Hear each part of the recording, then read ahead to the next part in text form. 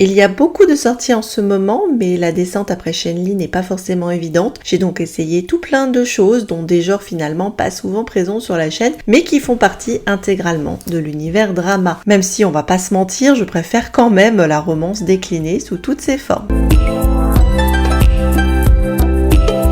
Bonjour, bienvenue sur Décalé. Pas mal de choses regardables, même si rien de oufissime. J'ai quand même eu 2 chouchous qui sont dans le monde moderne avec quelques moments mélos et qui pour autant sonnent très justes et donnent de belles performances d'acteurs. C'est parti, les tops. We'll Love in Spring. Je crois que Lyciane s'est donné pour mission de faire décrocher de la grande ville toutes les miss carriéristes et je pense qu'il a les arguments pour mener à bien cette mission de débauchage car il est ma foi tout aussi craquant que dans Meet Yourself, dans un drama sur des sujets hautement sensibles et a priori pas youpi tralala que sont le handicap et la mort. Dit comme ça, ça n'envoie pas du rêve et pourtant c'est formidable et qui plus est sur un format assez court. Le perso masculin travaille dans un funérarium et est dévoué à sa profession consistant à accompagner la mort avec dignité. Il a un passé un peu tristoun, se traînant une réputation d'esprit rebelle et bagarreur et est surtout farouchement célibataire aux grandes dames de sa mamie qui veut lui arranger un plan de mariage. Et Pan, voilà que lui retombe dessus mais ça nous arrange une nana qui crochait sur lui au bahut et dont la vie a été émaillée par les tragédies depuis la mort de son père dans un accident de voiture quand elle avait 12 ans et après lequel elle s'est retrouvée amputée d'une jambe au niveau du genou. Elle a l'air toute vaillante comme ça et pleine d'ambition pour sa grande vie à Shanghai, mais elle cache évidemment tout plein de failles et de manque de confiance en elle derrière son tempérament explosif. Elle est ravie de retomber sur son crush et flirte éhontément avec lui alors qu'il reste méfiant et taciturne et comme si sa famille n'avait pas suffisamment morflé, voilà que le beau papa va lui aussi trépassé et plein de questions existentielles vont donc faire surface. Ces deux êtres blessés par la vie peuvent-ils se donner une chance alors que les doutes et les peurs de se faire briser le cœur vont les assaillir? Plein de bons messages anti-victimisation, c'est rafraîchissant par les temps qui courent, beaucoup de pudeur sur des sujets sensibles et pourtant toujours justes, une magnifique alchimie entre les acteurs, des persos secondaires attachants et intéressants et finalement un bel hymne à la vie qui est à prendre comme elle est parce qu'elle est toujours brève et chaotique. Best choice ever. Ce drama m'a fait verser quelques larmichettes et bénéficie lui aussi d'un bon cast où pour une fois, et ça vaut la peine de le souligner, j'ai pour une fois, alléluia, apprécié la performance de Sukai avec lequel je suis vaguement réconciliée pour la forme depuis aussi que j'ai appris qu'il était victime de harcèlement sur son poids quand le pauvre bichon avait commis l'impardonnable crime capital de manger en fait. Je l'ai trouvé pour une fois convaincant dans son association avec Yang Ze qui semble, on espère pour de bon, avoir enfin déserté les rôles de quiche évaporée et ça fait bien plaisir vu que j'ai toujours répété qu'elle était très bien dans ses rôles émouvants et plus matures. Ici on est sur un drama familial autour de l'héritage d'une mamie adorable qui fait le show, on va le dire au début de la série, et dont le petit-fils businessman revient réclamer la propriété d'un vieil hôtel typique tandis que la famille par alliance de la mamie ignore complètement que Mémé était pleine aux as quand elle s'était remariée avec leur grand-père. Or la gamine de la famille jouée par Yang Ze a noué avec la grand-mère une belle relation de cœur et ça va compliquer donc quelque peu la tâche du businessman qui, au hasard, se trouve aussi être le nouveau patron de la Miss dans le groupe où elle bosse avec dévouement et efficacité. Ce qui est rigolo, c'est que si Catherine Deberg était une mamie gâteau, on est presque sur une version alternative d'Orgueil et Préjugés au vu des premiers échanges des persos et surtout avec la maman casse-couille obsédée à l'idée de marier sa fille à un bon parti. Ah, cette mère, elle va avoir un arc pour le moins intéressant là-dedans, mais attendez-vous à ce qu'elle vous sorte au début plus d'une fois par les yeux dans sa manière d'être à-pro-gain et foutre la honte ou la pression alternativement à sa fille. Outre le retour pas attendu des canettes Rio, il y avait quelques bonnes surprises dans cette histoire où une fille méritante a sa récompense et un enfant abandonné se trouve un foyer et les surprises en question, c'est une belle relation frère et sœur avec le petit gala Zhang et justement un ancien frangin de Yang Ze, son jumeau de Battle of Changsha qui apparaît au début de l'histoire comme le petit ami de la loose de l'héroïne et je dois dire que ça faisait sacrément bizarre de voir les deux en couple tellement ils étaient mythiques en facétieux jumeaux. En tout cas, j'ai pris beaucoup de plaisir à passer du temps avec cette petite équipe. J'étais ravie de patienter pour Lost You Forever saison 2 en compagnie de Yang Ze version moderne et je redonne un badge de crédibilité âprement gagné au petit Sukai qui est ma foi bien émouvant là-dedans. Hard to Find. Abonné au mini-drama depuis un petit moment, Zhao Yichin a en tout cas le nez creux pour dénicher des projets intéressants qui le mettent en valeur. valeurs. Et après Butterfly Lover et Provoke l'année dernière, il a fait encore un bon choix sur Hard to Find, visuellement plaisant et à l'histoire engageante, où le seigneur d'un royaume magique part en arc de vengeance après l'extermination de son clan et la ruine de son pays, suite à son mariage arrangé avec la jolie princesse d'un royaume ennemi. Quand l'histoire commence, la fille amnésiaque est sur le point de se marier avec celui qui l'a recueillie 3 ans plus tôt, quand il l'avait découverte en bien piteux état, mais est obsédée par la vision de 2 arbres aux branches entremêlées, et alors qu'elle cherche à se renseigner, est attaquée par des assassins et du coup sauvée par son ex-mari qui la hait de ouf, mais qui avant de se venger complètement sur celle qui l'a, pense-t-il, trahi alors qu'il était le plus choupi du monde, doit mettre la main sur un objet magique qu'elle détient et qui lui permettrait de ressusciter son peuple et son royaume. Comme Mémère a pas la mémoire, ça va évidemment pas se résoudre tout de suite, la fin a laissé plein de personnes en PTSD, mais elle est logique,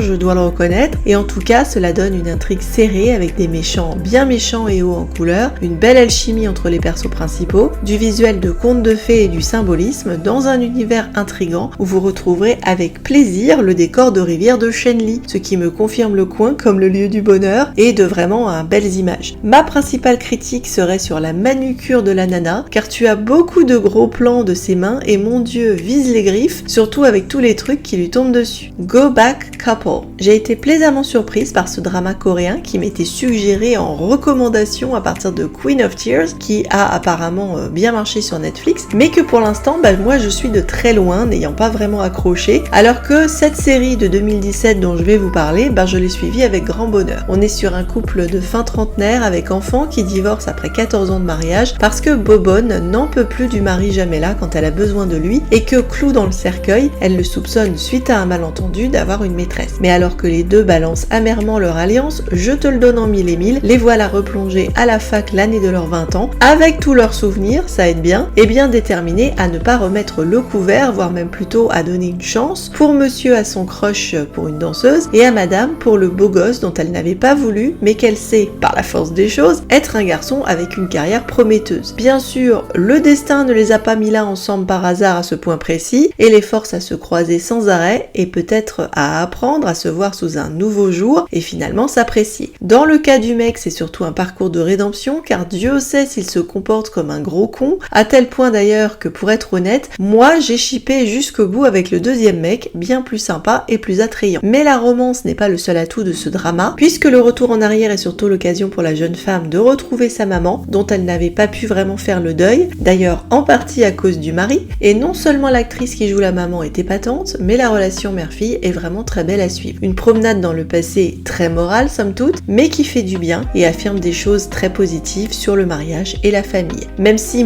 à sa place, je maintiens, je serais quand même partie sur Meg 2. On me l'enlèvera pas de la tête. On continue avec False Face and True Feelings, le gros mini-drama républicain du mois avec What Else, complot et vengeance au manoir avec des acteurs ma foi très physiquement intelligents, d'une part pour la miss qui a des faux airs de Nini, mais surtout pour le garçon Han Dong-lin qui, je ne sais pas comment, avait jusque-là échappé à ma vigilance, mais ma foi plus maintenant, je t'ai repéré, il est vraiment très très joli à regarder. Alors les deux loulous se rencontrent en mode assassin dans une église et la fille s'accroche au mec car il est son ticket vers un mystérieux chef de gang qui aurait tué son papounet, poussé par un mec qui pour une fois ne porte pas de lunettes, c'est original. Le type se méfie mais pas bien longtemps car il découvre rapido qu'elle est, comme d'hab, la petite fille qu'il avait pris sous son aile à une époque de misère et dont il s'était retrouvé séparé. Pas de bol, elle ne fait pas tout de suite le rapprochement et comme ça communique mal, voire ça communique pas, il ne lui dit pas non plus et bien sûr comme c'est rancœur et vengeance à tous les étages, ils viennent de deux familles ennemies vu que le père de la fille a massacré toute la famille du mec et carotté sa fortune avec dans le viseur en bonus un jade qui sert de clé comme d'hab à un trésor caché impérial. Bon, le jade on s'en fout, on est là pour la tension sexuelle, l'angst et l'amouraine et de ce côté-là, on est servi, ça passe son temps à s'aimer, se détester, se déchirer, se faire du mal, se faire du bien et donc le contrat Air républicaine est ma foi bien rempli. Et c'est tout ce qu'on lui demande. Undercover Affair, série d'infiltration comme l'indique le titre où une nana enquête en freestyle sur le gang responsable de la mort de sa tante et à cause duquel elle a passé quelques temps sous les verrous pour homicide involontaire en cherchant à se défendre. Jouant les serveuses dans un bar karaoké pas loin du bar à pute, elle tombe sur un des sous-chefs du gang qui a visiblement ses propres plans, puisque bien qu'il va la faire passer pour sa poule, se montre respectueux et protecteur avec elle. Bien sûr, c'est un flic infiltré et toute l'histoire consiste à ne pas se faire exploser leur couverture tout en réglant leur compte à la joyeuse bande de truands immoraux qui couchent et complotent à tous les étages et vont leur donner du fil à retordre. Ça se regarde, ne serait-ce que pour se marrer sur l'improbable faux château Renaissance au milieu de nulle part qui sert de décor à l'engin, et pour le petit Léo Yang qui avait déjà bien donné dans le drama républicain Miss Mystery et qui se sort très bien du rôle de petite racaille au début, à mâchouiller sans cesse son chewing-gum. Il est à garder à l'œil. Fortune Writer. Les mini-dramas ont le mérite de souvent proposer des choses originales, peur de rien les mini-dramas, et celui-là nous fait un truc assez sympa sur une intrigue quand même déjà rebattue mais qu'on aime bien, qui est de donner une seconde chance à un perso, mais ici c'est la méchante de l'histoire qui découvre avec stupeur qu'elle est prisonnière d'un roman et qui, en voyant les chapitres s'afficher sous ses yeux dans les airs, reçoit donc la possibilité de faire des modifs à ses choix. Pas facile quand même les modifs,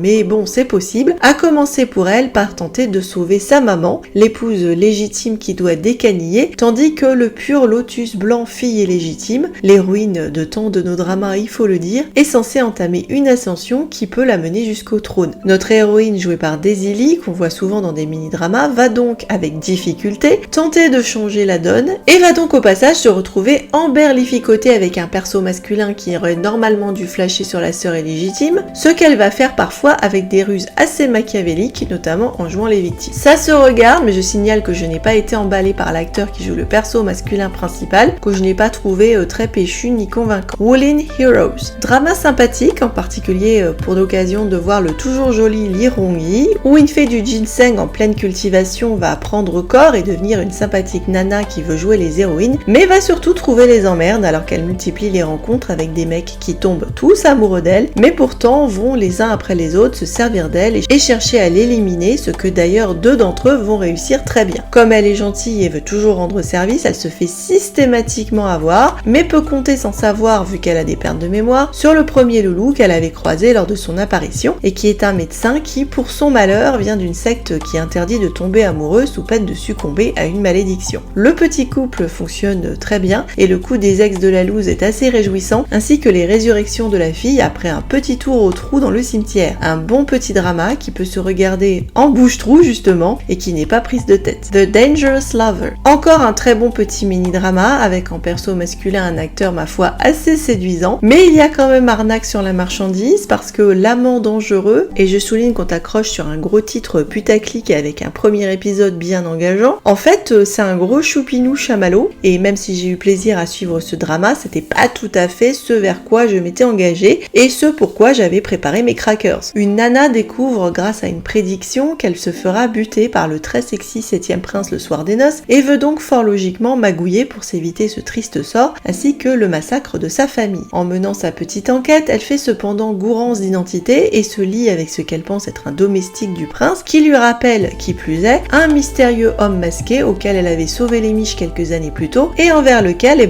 elle nourrit un sacré béguin. Le sac d'embrouille du drama est réel, notamment avec le grand frère général qui a hérité d'un postiche de barbe hyper moche qui m'a bien bugué toute la série, mais pas assez pour ne pas remarquer l'acteur Heize. Et il y aura tout un tas de twists, d'ailleurs pas mal du tout, en particulier au moment où tu rattrapes la scène du début. Death's Game. Presque une anomalie dans ma playlist, mais j'ai quand même tenté cette prod sur Amazon Prime et elle est bien fichue, avec des variantes sur le manga que j'ai feuilleté mais pas lu, donc je ne suis pas spécialiste du manga, même si de par son postulat, elle va forcément présenter quelques inégalités. Un jeune garçon qui multiplie les emmerdes et les coups durs depuis le jour où il a foiré une interview à cause d'un accident de la route qui se produit sous ses yeux, décide de se suicider en se jetant du haut d'un immeuble. Mais pas de bol, se retrouve dans le décor d'Exégol face à la mort pas contente qui décide de jouer à un jeu avec lui, d'où le titre, soit 12 chances d'éviter l'enfer éternel s'il parvient à se sortir de la mort imminente des personnages dans lesquels il se trouve projeté. Le jeu n'est pas très fair play, il faut le dire. Visuellement, c'est réussi et c'est âme sensible s'abstenir tellement il y aura de moments glauques, durs et gore, mais si on est dans cet état d'esprit, ça se regarde, et malgré l'extrême noirceur des situations quasiment à la Seven, c'est évidemment un parcours visant à apprécier et respecter la vie. La distribution est de toute beauté car il y a pas mal d'invités sympathiques sympatoche, mais comme je l'ai dit, en fonction des persos qui ont tous un lien qu'on va finir par comprendre, l'intérêt n'est pas toujours le même d'un épisode à l'autre. The Substitute Princess's Love. Très mignon drama où d'aucuns ont beuglé sur la différence d'âge de près de 20 ans entre l'acteur principal et sa partenaire, mais outre le fait que ça ne se voit pas trop à l'écran parce qu'ils vont très bien ensemble et que l'acteur porte beau, ce n'est pas du tout choquant car l'actrice toute mimi a quand même 25 ans et que pour un drama historique, vu les mariages qu'on faisait faire aux filles, il y a rien de bien extraordinaire. Enfin, si certaines font la moue face à Dylan Quo, pas de problème, il y en a qui seront preneuses à leur place. Le pitch, une fille illégitime élevée en roturière par sa nounou se voit obligée de prendre la place de sa bêcheuse de demi-sœur dans un contrat de mariage avec un général prince de sang porté disparu au combat, ce qui d'entrée de jeu signifie qu'un statut de veuve te raide des possibilités de te remarier, mais éventuellement peut aussi te faire risquer de te faire envoyer au tombeau pour accompagner le promis. La nana accepte parce que la belle-mère bitch la menace de faire exécuter sa nounou, mais vlati pas que le promis fait justement son retour le jour où elle doit accompagner le défunt et que par un heureux hasard, les deux s'étaient croisés au moment où la fille avait quand même tenté de se sauver avec l'aide de la fameuse nounou. Ce sera plan cohabitation au manoir où la gentillesse de la fille va toucher le cœur du mec méfiant car elle est la fille d'un ministre comploteur et plein de monde va venir essayer de semer la zizanie dans ton chip, que ce soit un bandit au grand cœur qui a flashé sur la miss, la famille de la loose de la nana, l'impératrice douairière qui a adopté le mec et une bitch assassin qui fait une fixette sur le mec depuis l'enfance. Il y a plein de scènes adorables, c'est également souvent drôle, avec mention spéciale pour d'une part tous les généreux portés de mariés et d'autre part tous les moments où la fille essaie de pécho le mec et ressort dégoûtée qu'il n'ait pas compris ses intentions. Peacock in Wonderland. C'était pas mal du tout si on fait abstraction d'une fin très très naze. Suite à sa lecture d'un roman, une nana étudiante en sciences se retrouve plongée dans l'univers fantasy d'un bouquin en pleine période de sécheresse, dans un procédé qui rappelle les prémices de Splash Splash Love. Et là, elle déboule dans une patouille de complots en tout genre, dans le royaume kitsch de la secte du Pan, entre les guéguerres de pouvoir de la dirigeante locale, puisqu'on est sur du matriarcat, la secte qui officie à tous les rituels et magouilles en sous-main de manière pas très catholique, notamment par le biais de sacrifices humains, et une bande de rebelles aux fleurs qui cherchent à se débarrasser de la fameuse secte. Prise pour une envoyée du dieu Pan, l'oiseau,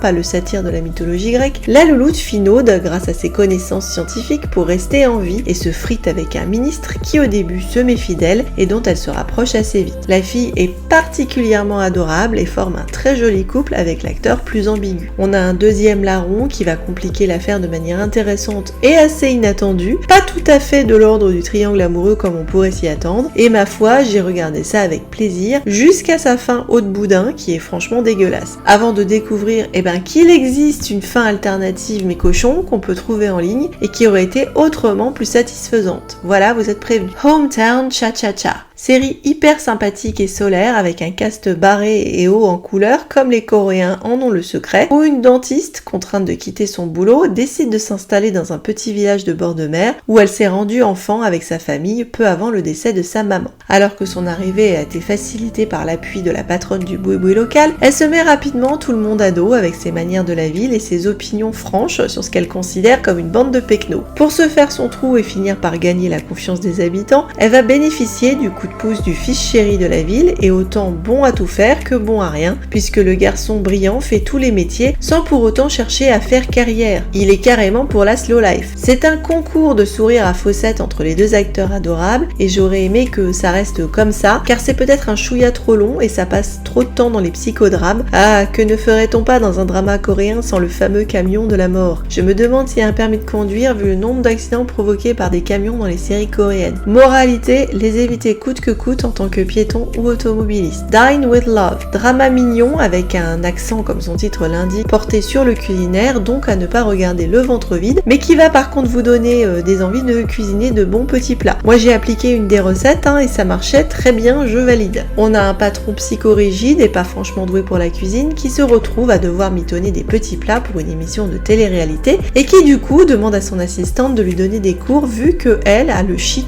pour réjouir son monde dans la cuisine. Cette Cette nana toute choupie avec le cœur sur la main, donc carpette bonne poire, a une maman malade dont elle s'occupe, mais surtout un fiancé de la loose qui la trompe et l'exploite avec l'appui de sa saloperie de maman. Bichette va accumuler les coups durs, mais se rapprocher au passage de son patron qu'elle détestait de ouf tellement c'est un tyran au bureau, mais qui a, comme c'est original, un trauma d'enfance avec une maman qui s'est suicidée le jour de son anniversaire. Dans l'entourage du mec, il y a des persos également sympathiques et intéressants, une mamie, mais aussi un oncle qui a le même âge que le mec et qui va former avec la meilleure copine de la fille un couple intéressant à suivre. Walk With You, mini-drama qui reprend les mêmes acteurs que Palace Shadows Between Two Princes, avec une nana en arc de vengeance pour sa famille massacrée par son fiancé, le prince héritier, le jour des noces, et qui manque son projet d'assassinat où elle s'était infiltrée en danseuse parce qu'elle a hérité d'une maladie à la con qui lui fait perdre les pédales chaque fois qu'elle sent une odeur musquée. Coup de bol, il y a un antidote, marqué par une fleur de prunier, et ce sera donc pour elle l'attache de naissance du prince, réputé bon à rien, frère du prince héritier, dont elle se sert comme otage et qu'elle doit mordre au sang pour retrouver ses esprits. Pas rancunier, le prince se la garde sous le coude en qualité de femme de chambre, car elle porte un pendentif en jade, toujours un bon plan, qui ressemble à celui que Maman lui avait donné, et aussi parce qu'elle lui fait croire qu'elle l'a empoisonné, et donc tous deux vont faire équipe pour réhabiliter la famille de la nana et montrer le prince héritier sous son vrai jour de littéral bâtard. Le couple fonctionne bien et l'acteur est joli, c'est pas oufissime non plus, mais ça se regarde. Love Sickness, mini-drama qui repose sur le même procédé que Ancient Love Song, soit le voyage dans le temps à rebours, mais qui est plus fluff, ou en tout cas moins esthétique, et au ton moins grave que cette série de 2023. Lors d'une visite dans un musée qui te rappellerait presque la fin de Moon Lovers, l'héroïne est frappée par une lettre d'amour accompagnée d'un dessin qui ressemble bougrement à la bague en jade qu'elle garde quelque part dans le fond de son placard. Et en effet, patatras, après avoir répété les derniers vers de la lettre, la voilà propulsée dans un monde ancien en pleine bastos, et surtout face à elle un régent tout de noir vêtu qui a l'air de la reconnaître et se l'emballe chez lui pour jouer la servante et la garder à l'œil. C'est un peu l'amour vache, mais elle va évidemment s'éprendre de ce mec à l'apparence inflexible et rigide qui lui fait le reproche de l'avoir cruellement abandonné 7 ans plus tôt alors qu'il était fou d'amour pour elle. Bien sûr, elle ne comprend pas du tout de quoi il cause et pour qui il la prend. Mais les complots de cour habituels auront leur peau et patatrabis, la revoilà à renfiler la bague dans l'espoir de le revoir, sauf que les choses ne vont pas se passer exactement comme prévu. Vous aurez 3 voyages dans le temps et une fin un peu bâclée, même si on peut l'imaginer heureuse, n'empêche qu'on aurait préféré que ce soit amené de manière plus nette. Tender Light, série policière autour du meurtre lors du réveillon de l'an 2000 d'un mari abusif, où la principale suspecte est bien entendu l'épouse, mais aussi potentiellement le jeune étudiant qui a flashé sur elle et avec qui elle aurait ou pas une liaison. J'étais ravie de retrouver l'acteur Jong Sing-chong qui est toujours très convaincant, et même ici où il enfile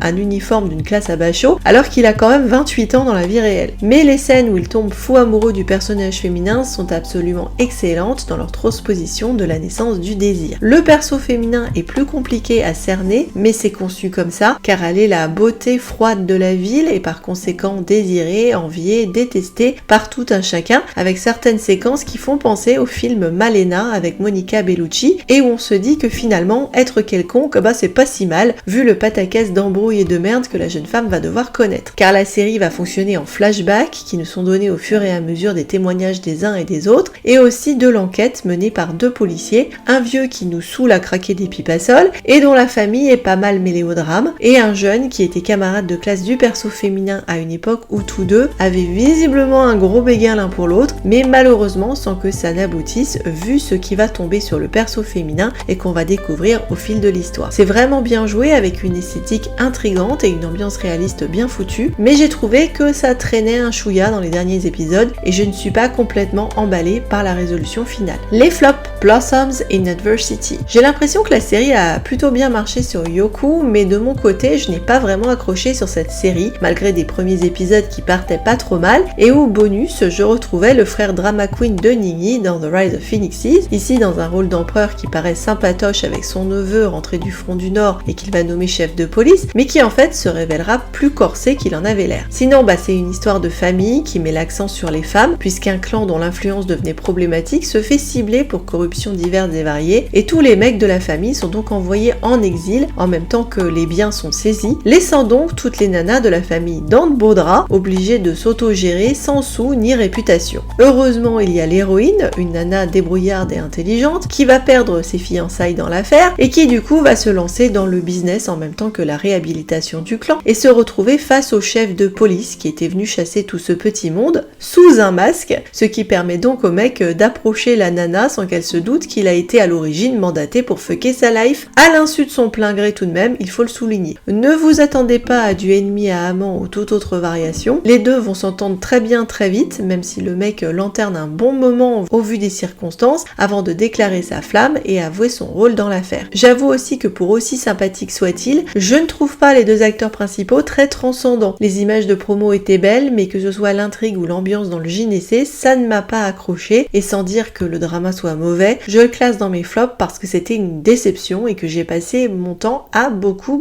zapper. Love Song for Illusion. Déception aussi pour ce drama coréen qui partait pas trop mal avec un prince schizophrène après un trauma d'enfance où il a vu une famille se faire massacrer et a la culpabilité de ne pas sauver une petite fille de son âge. Du coup, le prince, qui rêverait de jouer les tailleurs à la ville comme Nini, ce qui me le rendrait de base possiblement sympathique, a un double pas maléfique mais très malicieux qui va flasher sur une jeune femme avec arc de vengeance qui tombe dans la boutique du tailleur et qui va donc essayer de se la récupérer en tant que concubine, empruntant donc un temps l'identité du prince. Les deux identités ont en effet très conscience l'une de l'autre et se détestent, et le passage de relais entre les deux leur complique la vie puisqu'elle se fait au moment du sommeil. Donc pas dormir, c'est le maître mot. Pour mettre toutes les chances de son côté dans son projet amour toujours, pas du tout partagé par le prince dans un premier temps, le double malicieux a drogué la nana et lui a fait perdre ses souvenirs. Mais il a quelque peu fait entrer le loup dans la bergerie, vu que la fille avait comme projet de buter le roi, le paternel du prince donc, qui est une saloperie perverse et tyrannique. Il y avait du potentiel et j'ai trouvé que l'acteur jouait plutôt bien, mais là aussi j'ai fini par décrocher, pas emballé plus que ça par la nana et son alchimie avec le mec. Step by Step Love. Un mec avec arc de vengeance, avec face à lui une des filles de la famille qu'il a prévu d'annihiler, et autant toute la famille est en effet pas très cool, autant la minette est assez sympa, ce qui du coup va lui compliquer la vie. N'empêche que la fille, dans un premier temps, est mandatée sous la menace d'un chantage par sa famille de bâtards pour espionner le mec et lui nuire, et ça donne du ennemi à amant sur fond d'intrigue de bureau, avec une histoire somme toute moyenne et pas terrible. Mais par contre, je ne dirais pas que cette série soit à jeter, parce qu'elle contient surprenamment des scènes de bisous extrêmement réussies et chaud patate, dont je vais vous recauser dans le best-of des scènes. Et puis aussi dans le fait que l'acteur, il est pas mal du tout. Rookie Historian Gu Hye-jung. Sur ma liste depuis un moment, et on est en pleine débauche de costumes évoquant les pastels des macarons la durée, mais je me suis ennuyée dans cette histoire malgré le très joli Cha Eun-woo. Ça partait bien pourtant, on est au 19e siècle, avec une nana qui joue l'électrice en société, mais ne parvient pas à plaire à son auditoire de nana, pas friande des souffrances du jeune Werther, qu'elle s'offre à leur raconter, mais demandeuse par contre de romance à l'eau de rose et de rebondissements tragiques avec scène de cul. Bref, de futurs fans de drama, même si de principe je tiens à dire qu'on peut tout à fait aimer les deux. Néanmoins, gros décalage entre la fiction occidentale et la fiction orientale, et visiblement,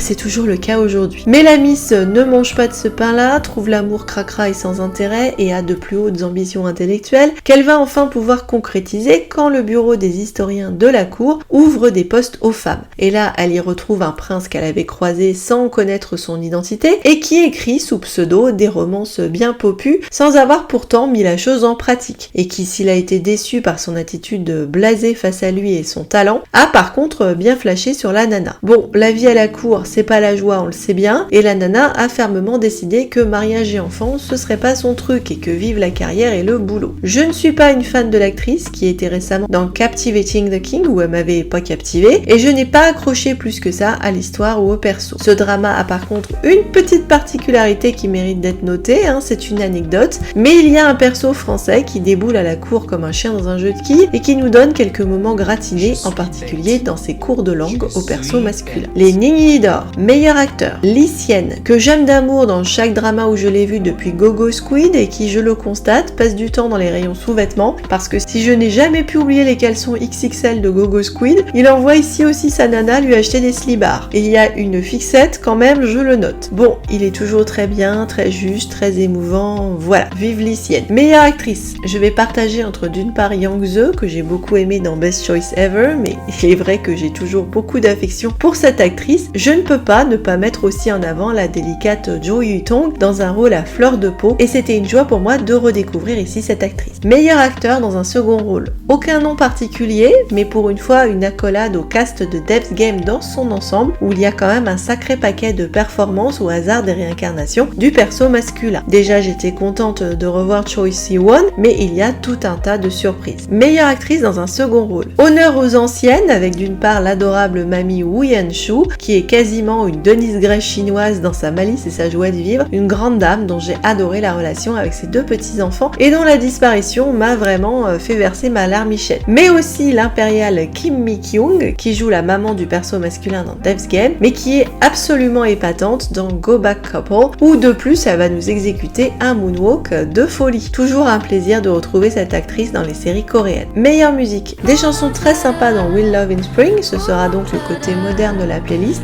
mais aussi pour moi une réussite sur le thème Waiting de Wooling Heroes, où le refrain est vraiment très beau et émouvant. J'ai eu quelques retours sur le mois dernier me disant préférer la version avec commentaire que sans, donc ce sera avec commentaire, et comme d'habitude, on s'ouvre l'appétit sur les torse-poils du mois. Ça fait quand même playmate du mois, je te jure. Mais c'est pas ma faute, monsieur l'agent, hein. Ils nous sont proposés comme ça, alors forcez que moi je mette à l'honneur leur dur travail en salle de sport et les régimes draconiens qu'ils s'imposent, ces pauvres chéris, ainsi que des décors pas toujours chauffés. Donc mon lourd travail d'investigation va rendre hommage ce mois-ci à False Face and True Feelings,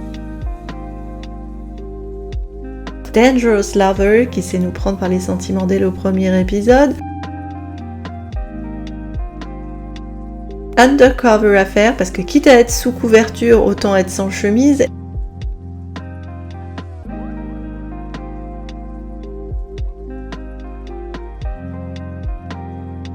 un toucher torse-poil avec lâcher de serviette dans Love Sickness. Et bien sûr, Hard to Find, probablement Hard to Find My chemise, donc je vous laisse profiter du dur labeur de ces messieurs.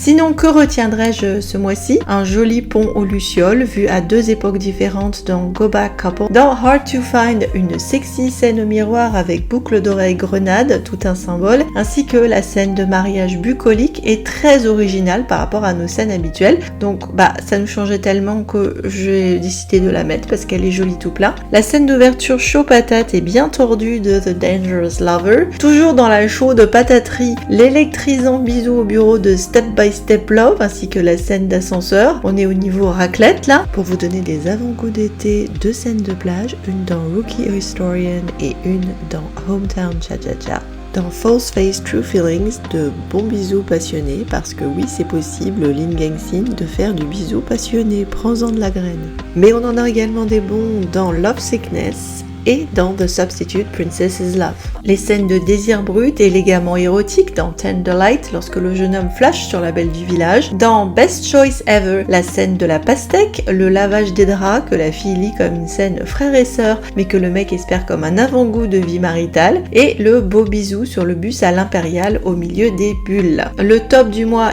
ce sera dans Will Love in Spring, qu'il s'agisse du bisou dans le train donné par provocation par l'héroïne et qui va finir sur les réseaux sociaux, mais qui en appellera d'autres tout aussi réussies, et deux scènes de canapé qui se font pendant, on pourrait dire, une pleine de tendresse avec une conversation à cœur,